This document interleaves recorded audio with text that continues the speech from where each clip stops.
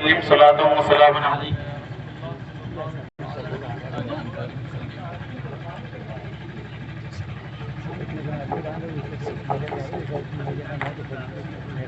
Hello hello درود پاک پڑھیں. اللہم صلی علی سیدنا مولانا محمد معدن الجود والکرم منبع العلم والحکم. صلاۃ و سلام علیک یا رسول اللہ صلی اللہ تعالی علیہ وآلہ وبارک وسلم. محترم حضرات، بلا کسی تمہید و تقدیم کے میں اپنی گفتگو کا آغاز کرتا ہوں. آپ حضرات کو پتہ ہے کہ آپ کیوں حاضر ہوئے. ہم کو بھی معلوم ہے، آپ کو بھی معلوم ہے کہ ہم مرحوم سردار خان کی ایثار ثواب کی اس محفل میں حاضر ہوئے ہیں ان کی دعائیں مغفرت کے لیے. یہ چہلم کی محفل ہے، ان کے ایثار ثواب کے لیے اس کا انعقاد کیا گیا. آپ حضرات اللہ کی بارگاہ میں دعا کیجیے کہ اللہ اپنے حبیب اور اہل بیت اطہار کے صدقے، صحابہ کرام کے صدقے میں ان کی مغفرت فرمائے، ان کے تمام صغیرہ اور کبیرہ گناہوں کو معاف فرمائے، ان کی قبر کو مبتغی نور بنائے، لا حد نظر ان کی قبر کو کشادگی عطا فرمائے. آئیے، میں نے 2 آیت کریمہ قرآن مقدس کی تلاوت کرنے کا شرف حاصل کیا. علماء بیٹھے ہوئے ہیں، آیت کا ترجمہ کیا ہے، ان کا مقصد کیا ہے، کیوں نازل ہوئی، کیا سبب ہے، اللہ رب العزت نے ان کو کیوں نازل کیا، اس پر گفتگو کرتے ہیں. شعراء کی بہت سی نعتیں آپ نے سنی، بڑے بڑے شاعروں کے اشعار آپ نے سنے، بہت سی تقریریں آپ نے سنی. مقصد میرا صرف آیت پڑھ کر اس کا ترجمہ اور جو میں نے اس سے سمجھا، جو میں نے اس سے سیکھا، جو میں نے اس سے پڑھا وہ آپ تک پہنچانے کی کوشش کروں گا. ایک مرتبہ بلند آواز سے درود پاک پڑھیں. اللہم صلی علی سیدنا مولانا محمد مبارک وسلم. صلاۃ و سلام علیک یا رسول اللہ صلی اللہ تعالی علیہ وآلہ وبارک وسلم. اللہ رب العزت قرآن مقدس میں ارشاد فرماتا ہے، الذی خلق الموت والحیات لیبلوکم ایکم احسن عملا. وہی ہے جس نے موت اور زندگی کو پیدا کیا.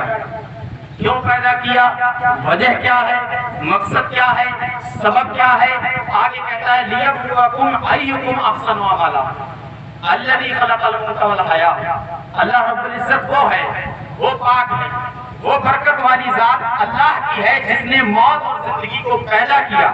کیوں پیدا کیا، آگے آیت میں بیان فرماتا ہے لیبلوکم ایکم احسن عملا. تاکہ یہ معلوم کیا جائے، تاکہ اس چیز کا علم ہو، تاکہ اس چیز کے بارے میں علم حاصل ہو، تاکہ اس چیز کے بارے میں معلومات ہو. ایکم احسن عملا، تم میں سے عمل کے اعتبار سے کون بہتر ہے. یہ اللہ رب العزت نے موت اور زندگی کا فلسفہ بیان کر دیا کہ زندگی اور موت کو اللہ نے کیوں پیدا کیا ہے، موت اور زندگی کو اللہ نے کیوں رکھا ہے، اللہ رب العزت نے یہ زندگی کیوں دی ہے، اس زندگی کے بعد ہمیں موت کیوں دی جاتی ہے. اللہ رب العزت نے قرآن میں صاف واضح کر دیا، الذی خلق الموت والحیات. اے انسانوں، پاک ہے وہ ذات، برکت والی ہے وہ ذات جس نے موت اور زندگی کو پیدا کیا لیبلوکم ایکم احسن عملا. تاکہ یہ معلوم کیا جا سکے کہ تم میں سے عمل کے اعتبار سے کون بہتر ہے. عملی جامہ کس کا بہتر ہے، جس نے عمل کے اعتبار سے اپنا کردار اچھا کیا ہے، جس نے عملی جامہ اپنے اوپر ڈالا ہے. کون کردار اچھا کردار والا ہے، جس نے تقوی کا کردار اختیار کیا ہے، جس نے پرہیزگاری کا لباس پہنا ہے. کیوں؟ کیونکہ ہمارے پاس جب لباس کی بات آتی ہے، قرآن نے کہا تھا قد انزلنا علیکم لباسا یواری سوآتکم وریشا ولباس التقوی ذالک خیر. لوگوں، ہم نے تم پر لباس اتارا ہے. ایک وہ لباس ہے جو تمہارے صدر پر چھپاتا ہے، ایک وہ لباس ہے جو تمہیں زیب و زینت بخشتا ہے، ایک وہ لباس ہے جو تمہیں حسن سراپا دیتا ہے، ایک وہ لباس ہے جو تمہارے صدر پر چھپاتا ہے. لیکن قرآن نے واضح کر دیا کہ سب سے بہتر لباس دیکھنا چاہتے ہو، اگر تم چاہتے ہو کہ تمہیں یہ معلوم ہو سب سے بہتر لباس ہے، قرآن کہتا ہے وہ لباس التقوی ذالک خیر. سب سے بہتر لباس پرہیزگاری کا لباس ہے، سب سے بہتر لباس تقوی کا لباس ہے. آؤ آؤ تقوی کا لباس اختیار کر لو. اگر تمہیں لباس چاہیے ہے تو اپنے آپ کو پاک کردار بنا لو. اگر تمہیں لباس چاہیے ہے تو پرہیزگاری کا لباس اختیار کر لو. قرآن نے صاف واضح کر دیا. قرآن میں عرض کر رہا تھا، اللہ رب العزت فرماتا ہے موت اور زندگی کو پیدا کرنے کا مقصد بس اتنا ہے کہ تم میں سے لوگوں کے بارے میں یہ معلوم ہو کہ تم میں سے عمل کے اعتبار سے کون بہتر ہے، عمل کے اعتبار سے کون بہتر ہے. لیکن ہائے افسوس، اگر آج ہم اپنی زندگی کا جائزہ لیں، اگر آج ہم اپنی گریبان میں جھانک کر دیکھیں، اگر ہم آج اپنی ذات کا محاسبہ کرتے ہیں تو ہمارے اندر کوئی عملی کردار نہیں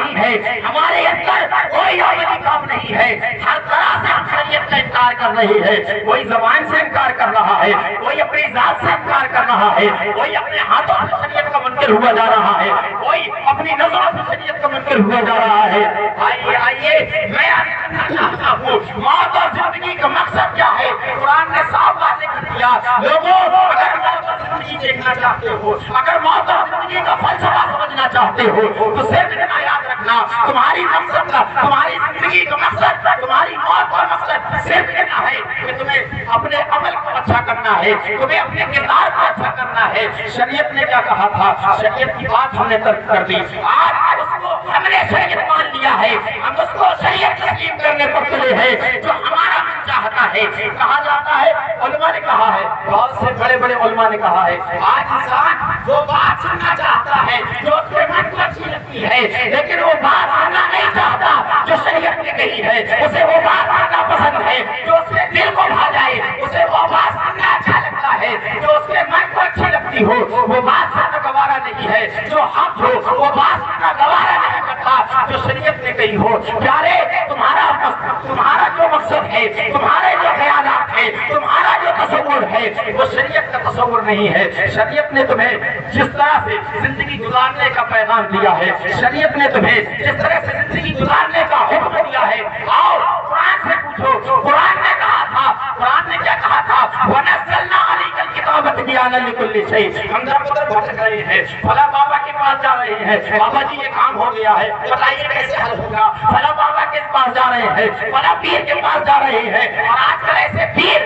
کہ جو شریعت کے نہ کے برابر جنہیں علم نہیں، شریعت کا ذرا سا بھی علم نہ رکھتے ہیں، لیکن پیر بنے بیٹھے ہیں۔ یاد رکھیے، پیر وہ ہے جو آپ کے شریعت کے جو مسائل ہیں ان کو آپ کو حل کر کے بتا سکے، جو شریعت کے مسائل آپ تک پہنچا سکے، آپ کو حلال و حرام کی تمیز سکھا سکے، آپ کو علت و غربت کے قاعدے بتا سکے، آپ کو یہ بتا سکے کون سی شے ہے وہ حلال ہے، کون سی شے ہے وہ حرام ہے، وہ پیر ہے۔ لیکن آج جھولا صاحب پیر آپ کو ملیں گے جن کی نظر صرف اور صرف مریدوں کی جیب پر ہوگی، جنہیں شریعت سے کوئی لینا دینا نہیں ہوگا۔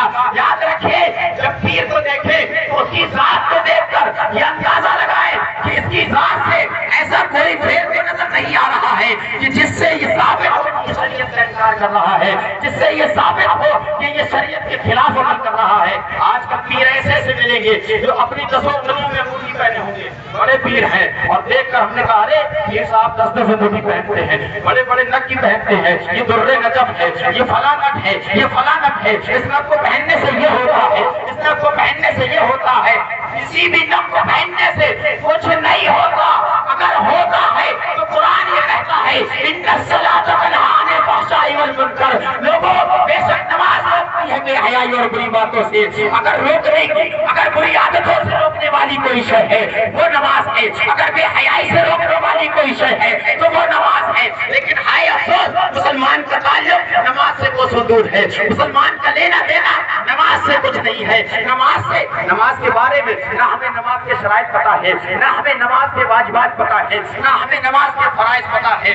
کسی امر کو ہم نہیں جانتے، کسی امر کو جاننے کی کبھی کوشش نہیں کرتے۔ اور تو اور اگر ہم تک کوئی اس کی باتیں لے کر آ جائے تو ہم کیا کہتے ہیں؟ یہ مولوی بڑا پریشان کرتے ہیں، خود تو عمل نہیں کرتے ہیں، مولویوں کے پیچھے پڑے ہیں۔ یاد رکھیے، یہ مولوی نہ ہوتے تو آپ کو استنجا لینے کی تمیز بھی نہ آتی، اگر یہ مولوی نہ ہوتے تو تمہیں کلمہ پڑھنے کی بھی توفیق نہ ہوتی، اگر یہ مولوی نہ ہوتے تو تمہیں نماز پڑھنے کا سلیقہ نہ آتا، اگر یہ مولوی نہ ہوتے تو تم کچھ نہ سیکھتے، گھنٹے مندروں میں تم بجا رہے ہوتے، خودوں کی پرستش تم کر رہے ہوتے۔ یہ سب کا صدقہ مولویوں کا ہے جو تمہیں حاصل ہو رہا ہے۔ آپ کہتے ہیں پیروں کا صدقہ ہے، ولیوں کا صدقہ ہے، میں عرض یہ کرنا چاہتا ہوں اللہ کا ایک ولی ایسا دکھا دیجئے جو اپنے وقت کا عالم نہ ہو، اللہ کا ایک ایسا ولی دکھا دیجئے جو اپنے وقت کا مولوی نہ ہو۔ کس نے سکھایا آپ کو؟ یہ کس نے بتایا آپ کو کہ ولی الگ ہوتے ہیں، عالم الگ ہوتے ہیں؟ یاد رکھیے، ولایت کے لیے عالمیت شرط ہے، اگر علم والا نہیں ولایت حاصل نہیں کر سکتا۔ کسی جاہل کو اللہ ولایت عطا نہیں کرتا ہے، کسی جاہل کو اللہ ولی نہیں بناتا ہے۔ نعرہ تکبیر، نعرہ رسالت، علماء اہل سنت۔ یاد رکھیے اللہ ولایت سے عطا کرتا ہے، اللہ ولی اسے بناتا ہے جو شریعت مصطفیٰ کا جانکار ہو، جو شریعت مصطفیٰ کا پابند ہو۔ غیر و غیر کو ولایت نہیں ملتی ہے۔ اور غریب نواز کی بارگاہ میں بڑا خواجہ کیا ہم نے، بڑا لنگر لٹایا خواجہ کا، بڑا مرغا کھایا، غوث اعظم کی بریانی کبا کر کھائی ہے، لیکن پیارے کیا تمہیں ان کی علم کی وقت معلوم ہے؟ کیا تمہیں ان کا علم معلوم ہے؟ وہ کس طرح کا علم رکھتے تھے؟ انہوں نے علم حاصل کرنے کے لیے کیا مشقتیں اٹھائی ہے، کن مشقتوں کا، کن پریشانیوں کا سامنا کیا ہے، ہمیں کیا معلوم ہے؟ ہم نے تو بس یہ قصہ سنا تھا کہ جب طالب علم کی زندگی میں علم حاصل کرنے کے لیے غوث اعظم گھر سے نکلے تو ان کی ماں نے 40 اشرمیاں ان کے نیزے میں سیر دی اور یہ کہا تھا بیٹا جب جانا راستے میں اگر کچھ بھی ہو کسی سے کبھی جھوٹ مت بولنا۔ ہم نے یہ سنا تھا، لیکن اس پر توجہ نہ دی تھی کہ وہ قادر جیلانی، وہ غوث زرقانی، وہ ولی جس کا قدر سارے اولیاء کے سر پر ہے، جب وہ نکلا تھا اس چیز کے لیے نکلا تھا، اس کی ماں نے اسے گھر سے روانہ اس چیز کے لیے کرا تھا، علم دین مصطفیٰ حاصل کرنے کے لیے۔ نہیں سمجھا، توجہ اس پر رکھی کہ بچہ ہے، ماں نے کہا تھا جھوٹ نہیں بولنا، توجہ اس پر رکھی۔ علم دیکھو کس طرح علم سیکھنے کے لیے جا رہے ہیں۔ غوث اعظم کے نام پر ہم نے دلیا بنایا ہے، غوث اعظم کے نام پر ہم نے لنگر لٹایا ہے، غریبوں کو کھانا ہم نے کھلایا ہے، ہر ولی کے نام پر ہم نے اِیصال ثواب کیا ہے، ہر ولی کے نام پر ہم نے غریبوں کو کھانا کھلایا ہے۔ لیکن آؤ غریب نواز کی زندگی دیکھو، 20 سال تک آپ کی زندگی طالب علم کی زندگی رہی ہے، 20 سال تک آپ علم دین مصطفیٰ حاصل کرتے رہے ہیں، 20 سال تک علم دین مصطفیٰ حاصل کرنے کے بعد 20 سال تک حضرت عثمان ہارونی کی خدمت میں رہے ہیں۔ پھر ولایت اور منصب بارگاہ رسول میں جب پہنچتے ہیں تب آپ کو ہندوستان بھیجا جاتا ہے۔ آپ کس کو دیکھنا چاہتے ہیں؟ ایک ولی ایسا بتائیے جس کا تعلق علم سے نہ ہو، وہ ولی ہو ہی نہیں سکتا، ولایت اسے نہیں مل سکتی۔ آج ہم نے کیا کیا؟ ہمارے اندر، ہماری رگوں میں، ہمارے نفسوں میں اس چیز کا بھرم ڈالا گیا کہ مولویوں نے سب تباہ کر دیا ہے، مولویوں کے بارے میں آپ کے ذہنوں کو گندا کیا گیا، اس لیے کہ ہر قوم میں ان کے رہنما اس قوم کے ذمہ دار ہوتے ہیں۔ آپ کے ذمہ دار علماء اکرام تھے، جب آپ کو بدتر کیا گیا علماء اکرام کے لیے، آپ کے دلوں میں، آپ کے ذہنوں میں یہ خدشہ ڈالا گیا کہ یہ عالم ہے جو تمہیں بیوقوف بنا رہے ہیں، یہ عالم ہے جو تمہیں ایسا بتا رہے ہیں، یہ عالم ہے جو تمہیں ویسا بتا رہے ہیں، اور ہم نے کیا کیا؟ علماء کو برا کہنا شروع کر دیا، ہم نے اپنے پیر پر کلہاڑی مار لی ہے۔ یاد رکھیے یہ علماء نہ ہوتے شاید آج ہم کلمہ گو نہ ہوتے۔ یہ علماء کی دین ہے، یہ علماء کا صدقہ ہے جو آج ہم کلمہ گو ہیں۔ یہ نمازیں ہمیں ادا کرنے کا طریقہ ہمیں علماء نے دیا ہے۔ میں عرض کر رہا تھا، قرآن نے کہا الذی خلق الموت والحیات لیبلوکم ایکم احسن عملا۔ اللہ نے موت اور زندگی کو پیدا کیا تاکہ یہ معلوم کیا جائے کہ تم میں سے عمل کے اعتبار سے کون بہتر ہے۔ اس آیت کو اپنے سامنے رکھیے، ہم اپنے گریبان کو جھانک کر دیکھتے ہیں، ہم اپنی زندگی کا جائزہ لیتے ہیں، ہم اپنا محاسبہ کرتے ہیں، کیا واقعی ہم عمل کے اعتبار سے اچھے ہیں؟ کیا ہماری موت اور زندگی کا مقصد پورا ہو گیا؟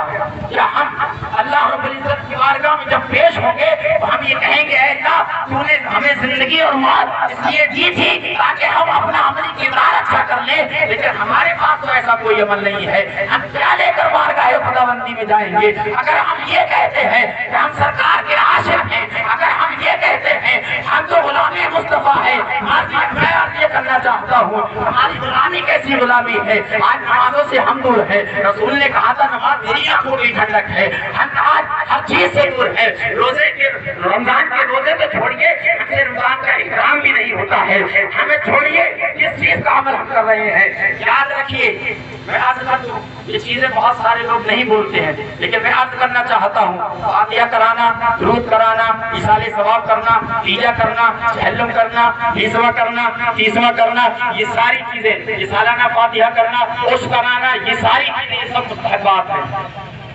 علماء بیٹھے ہوئے آپ ان سے پوچھئے یہ کیا ہے؟ مستحبات ہیں۔ آپ نہیں کریں گے گناہگار نہیں، آپ کریں گے ثواب پائیں گے، آپ نہیں کریں گے تو گناہگار نہیں ہوں گے، لیکن آؤ رسول فرماتے ہیں کہ جب بروز حشر انسان اللہ کی بارگاہ میں پہنچے گا، جب یہ بندے اللہ کی بارگاہ میں حاضر ہوں گے تو اللہ رب العزت کا سب سے پہلا سوال ان سے یہ کرے گا، تم دنیا میں گئے تھے، بتاؤ تم نے اپنے رب کے لیے نمازیں پڑھی تھی یا نہیں پڑھی تھی؟ آپ سے یہ نہیں پوچھا جائے گا تم نے تیجا کیا تھا یا نہیں کیا تھا، آپ سے یہ نہ پوچھا جائے گا تم نے 20واں کیا تھا یا نہیں کیا تھا، آپ سے یہ سوال نہ ہوگا تم نے 30واں کیا تھا یا نہیں کیا تھا، آپ سے یہ سوال نہ ہوگا آپ نے 40واں کیا تھا یا نہ کیا تھا، سوال سب سے پہلا یہ ہوگا تم نے نمازیں پڑھی تھی یا نہیں پڑھی تھی؟ کسی عالم سے پوچھ لیجئے، یہ سارے اعمال مستحبات میں شامل ہے، اور نماز یہ فرض ہے، نماز فرض ہے، اور سب سے بڑی عبادت فرض کی ہوتی ہے، سب سے بڑا درجہ فرض کا ہوتا ہے، اور نماز تو افضل العبادات ہے، عبادت میں سب سے بہتر نماز ہے۔